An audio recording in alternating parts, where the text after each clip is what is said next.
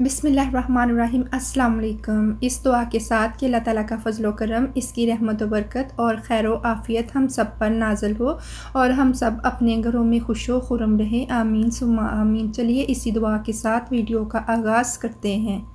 आज जो रेसिपी मैं लेकर आई हूँ वो गर्मियों की एक बहुत ही मज़ेदार सी सब्ज़ी, भिंडी की सब्ज़ी आप लोगों के साथ कुछ डिफरेंट स्टाइल में, जैसा कि मैं अपने घर में तैयार करती हूँ, इसको शेयर किया जाएगा। इसमें हम आप लोगों को ये भी बताएंगे कि अगर घर में ज़्यादा भिंडी आ जाए तो इसको हम किस तरह से सेव कर सकते हैं और इसके बेनिफिशियल जो कि हेल्थ पॉइंट की रूह से अगर देखा जाए तो ये शुगर के मरीज़ों के लिए बहुत ज़्यादा मिकदार में इंसुलिन होने की वजह से बहुत ही ज़्यादा फ़ायदेमंद है। इसलिए ज़ियाबतीस के मरीज़ों को इसको ज़्यादा मिकदार में खाना चाहिए। ये मैंने भिंडी फ्रेश और ग्रीन कलर की इस तरह की लेकर इसको ठंडे पानी से अच्छी तरह से वॉश करके इसको डिज़ोल्व टॉवल पर इस तरह से स्प्रेड कर दिया ताकि इसका एक्सेस वाटर इसके ऊपर रिलीज़ हो जाए। हमने इस बात का ध्यान रखना है कि भिंडी को कट करने से पहले अच्छी तरह से ड्राई होना ज़रूरी है। अब हमने बड़े साइज़ की भिंडी को एक साइड पे कर लिया और छोटे साइज़ की भिंडी को एक साइड पे कर दिया। अब हम आगे वाला और पीछे वाला हिस्सा इस तरह से कट कर देंगे क्योंकि इसमें लेस ज़्यादा होती है। अब हम इसको राउंडल शेप में कट करेंगे। अगर आप चाहें तो इसको डायगोनल कट भी दे सकते हैं, यानी तिरछी कट भी कर सकते हैं। अब इस तरह से हम स्मॉल पीसीस को कट कर लेंगे, ये सॉफ्ट होंगे। हमने इसको ज़्यादा छोटे छोटे पीसों में नहीं करना, बस हमने एक या दो कट लगाने हैं। इस तरह से राउंडल शेप में इसको कट करेंगे। ये अच्छे से ड्राई हुई है इसलिए इसमें कट करते वक्त बिल्कुल भी लेस नहीं निकली। अब ये बड़े साइज़ की भिंडी जिसको हमने फ्रीज़ करना है, इसको भी इस तरह से राउंडल कट कर लेंगे। 2 या 3 हिस्सों में इसको कट कर लेंगे। इस तरह कट करके हम इसको साइड पे कर देंगे और ऑयल गर्म होने के लिए रख देंगे। अगर आप सरसों का ऑयल पसंद करते हैं तो सरसों के ऑयल में पका लीजिए, वरना यहाँ पर हम कैनोला ऑयल का यूज़ करेंगे। कढ़ाई को पहले अच्छे से गर्म कर दिया। हमने गैस का फ्लेम मीडियम ही रखेंगे और मीडियम फ्लेम पर ही हमने इसको फ्राई करना है। अब ऑयल गर्म हो गया, इसमें भिंडी को ऐड कर दिया और थोड़ा सा सॉल्ट ऐड कर देंगे और इसको स्टर करेंगे। कॉन्स्टेंटली इसको स्टर करेंगे ताकि ऊपर और नीचे से ये इवनली फ्राई हो। अगर हमने यहाँ पर गैस का फ्लेम ज़्यादा तेज़ कर दिया तो हमारी भिंडी जल जाएगी क्योंकि ये बहुत सॉफ्ट होती है। और अगर हमने इसको यहाँ पर गैस का फ्लेम बहुत लो कर दिया, कम कर दिया, तो ये हमारी भिंडी टूटने लगेगी फ्राई होते वक्त। बस हमने इस बात का ध्यान रखना है कि यहाँ पर गैस का फ्लेम मीडियम ही रहे। अब बस हमने इतना ही स्टर करना है। अब हम इसको निकाल लेंगे और स्टेनर पर रख देंगे ताकि एक्सेस ऑयल इसके अंदर से रिलीज़ हो जाए। अब दूसरी तरफ हम गार्लिक और जिंजर को ग्रेट करेंगे। इस तरह से हम इसको ग्रेटर से ग्रेट करेंगे। अगर आप चाहें तो इसको आप कूट भी सकते हैं। अब जिंजर को भी इसी तरह हम हैंड ग्रेटर के साथ ग्रेट कर लेंगे।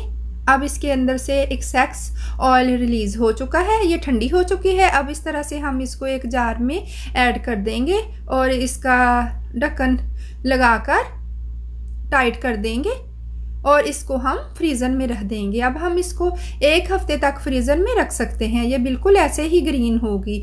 अब ऑयल में हम लहसुन और अदरक ग्रेट किया हुआ ऐड कर देंगे और साथ ही मैंने सब्ज़ मिर्च और दालचीनी का 1 इंच के बराबर टुकड़ा ऐड कर दिया। अब इसको हम गोल्डन फ्राई करके इसमें मैंने भिंडी को ऐड कर दिया। अब इस पर सॉल्ट को स्प्रिंकल करेंगे। सॉल्ट को हमने साथ ही स्प्रिंकल कर देना है ताकि भिंडी के अंदर से जो इसकी लेस होती है, स्लीवा सा होता है, वो निकल कर साथ ही फ्राई हो जाए। अगर हम इसको बाद में ऐड करेंगे तो वो सॉल्ट ना भिंडी के अंदर तक डिज़ोल्व होगा और ना ही फिर बाद में इसकी लेस निकलेगी। इसलिए हमने साथ ही सॉल्ट को ऐड करके इस तरह इसको कुक कर लेना है। आप देख सकते हैं अब ये सॉफ्ट होनी शुरू हो गई है। हमने यहाँ पर भी गैस का फ्लेम मीडियम ही रखा है। बस हमने इसको इतना ही फ्राई करके इसको भी हम निकाल लेंगे और स्टेनर पर रख देंगे ताकि इसका एक्सेस ऑयल निकल जाए। ये देख सकते हैं इसने अपना ऑयल रिलीज़ कर दिया है। अब इसको हम निकाल लेंगे। भिंडी को हमने गार्लिक के साथ इसलिए फ्राई किया ताकि गार्लिक का टेस्ट भी इसके अंदर इन्हेंस हो जाए। अब हम प्याज को कट कर लेंगे। यहाँ पर प्याज भिंडी में ज़्यादा मिकदार में हमें चाहिए तो इसलिए मैं इसको इस तरह से चॉपर में कट कर लूँगी।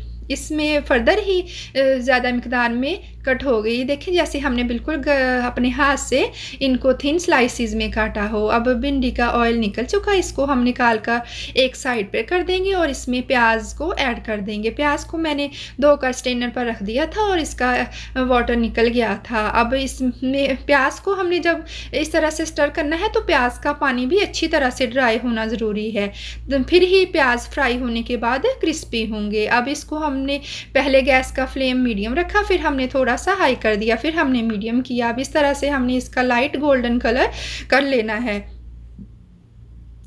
इस तरह का कलर हमने रखना है क्योंकि प्याज फ्राई होने के बाद ज़्यादा डार्क हो जाते हैं। अब इस तरह का हम लाइट गोल्डन कलर रखेंगे तो बहुत अच्छा कलर थोड़ी देर में इन्हेंस होगा। अब इसमें क्रश किया हुआ गार्लिक और जिंजर को भी मैंने ऐड कर दिया। इसको भी हम इसी तरह कॉन्स्टेंटली स्टर करेंगे। इसका भी हम कलर लाइट गोल्डन करेंगे। इसकी ग्रेवी को हमने क्रिस्पी बनाना है। इसको मैं अपने होममेड स्टाइल के साथ बना रही हूँ। जब भी मैं भिंडी तैयार करती हूँ तो इसी तरह मैं निकाल कर इसको करती हूँ। इसको भी हमने इसी तरह क्रिस्पी कर लिया है। मीडियम फ्लेम पर हमने इसको गोल्डन किया। इसको भी हम निकाल लेंगे।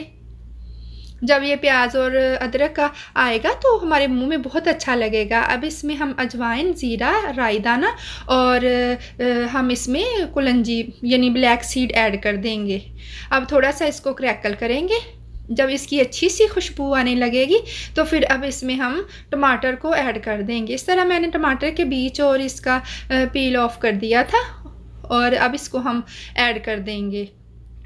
ये फ़ौरन ही गल जाएंगे, टेंडर हो जाएंगे। अब थोड़ा सा इसको कवर कर देंगे ताकि जल्द ही ये गल जाए। अब इसका ऑयल भी रिलीज़ हो गया है। लहसुन और अदरक जिसको हमने इस तरह से क्रिस्पी किया था। ये अचारी भिंडी है, ये बहुत ही टेस्टी और मज़ेदार है। यहाँ पर टमाटर मैंने इसलिए ज़्यादा ऐड किए हैं क्योंकि भिंडी में टमाटर ज़्यादा अच्छे लगते हैं। ये चटपटी सी अचारी भिंडी होगी। अगर आप टमाटर ज़्यादा अच्छा पसंद नहीं करते ज़्यादा डालना तो आप इसमें लेमन का जूस या विनीगर भी ऐड कर सकते हैं। अब ये अच्छी तरह से कुक हो गए हैं। हम हल्का हल्का इसको प्रेस कर देंगे ताकि ये अच्छे से मैश हो जाएँ।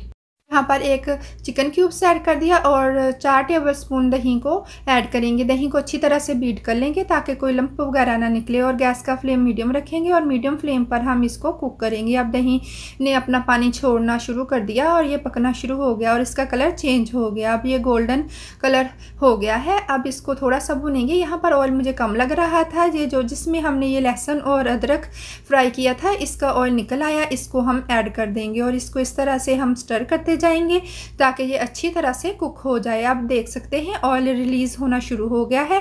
अब इस पॉइंट पर हम गरम स्पाइसेस ऐड करेंगे। तो यहाँ पर हम 1 टेबलस्पून हल्दी पाउडर, 1 टेबलस्पून हम पेपरिका पाउडर और 1 टेबलस्पून हम धनिया पाउडर और ज़ीरा पाउडर और यहाँ पर हम 1 टेबलस्पून इसमें अचार मसाला ऐड करेंगे।